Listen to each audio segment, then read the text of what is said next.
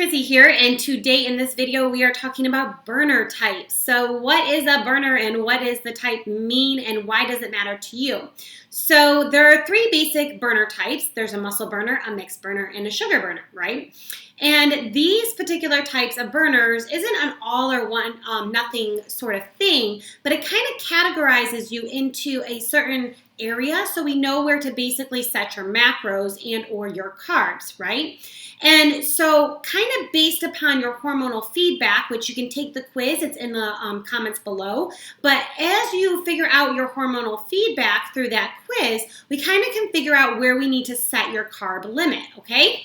So what are the three types and why does this matter as well? Muscle burners. So muscle burners tend to be those very lean people. However, they tend to look what I call skinny fat. So they don't have much of a muscle tone. They can, but generally they don't have bigger muscles. They tend to be very thin or lean. These are also the people that we always go, man, they can eat whatever they want and never seem to gain weight.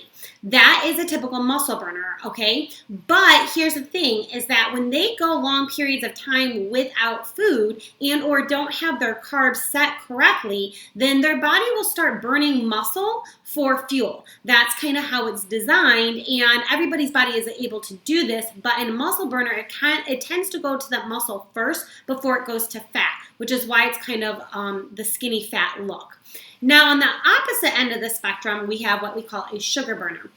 A sugar burner tends to have that waterlogged look or that bloated look. The sugar burners tend to be thicker naturally, or bigger, larger bones.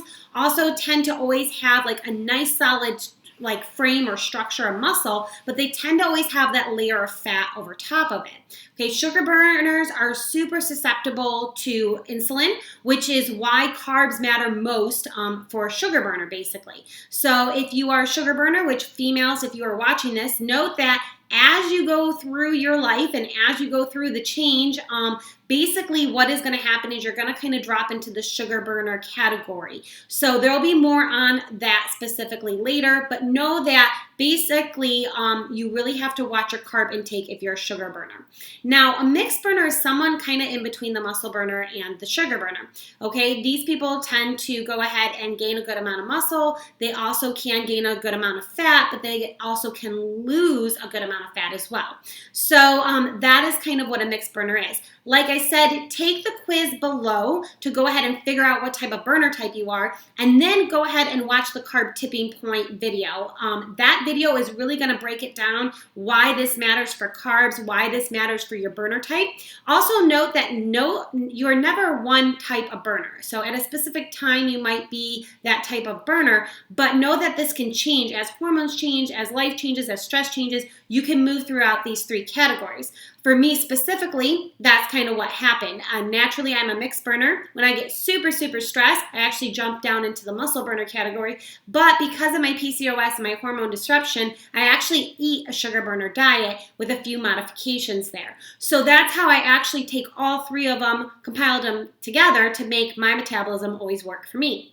Which is what I do, is I teach you how to make your metabolism work for you.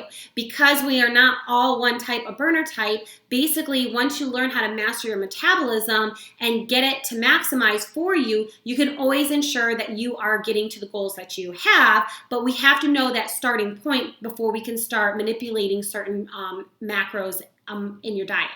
So that's what I have for you today. Watch the carb tipping point after you take the burner quiz, and I will see you next time.